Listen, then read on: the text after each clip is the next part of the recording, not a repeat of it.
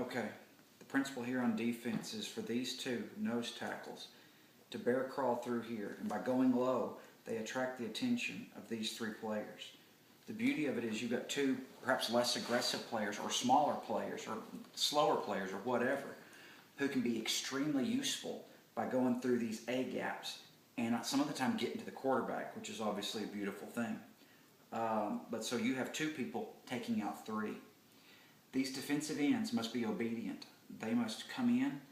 They must always line up outside your defensive tackles and outside the furthest lineman on the offense. Square up here and look at each other, and they must pursue down this line as well.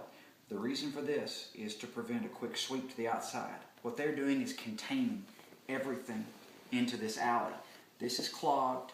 This is not available. The sweep to the sideline is not available. So what you have done is create an alley for them to run through, and it's the only place they can go. And that is left to this defensive tackle, and that is why this cornerback, that's what I'm going to call him, should line up off of the shoulder of, and back a little bit, of course, but just outside this defensive end. His first job is to protect this alley right here that we have created with this penetration here and this clogging here. And of course you have a similar alley on this side if you do it right. These two linebackers, their first job is to mind the B gap.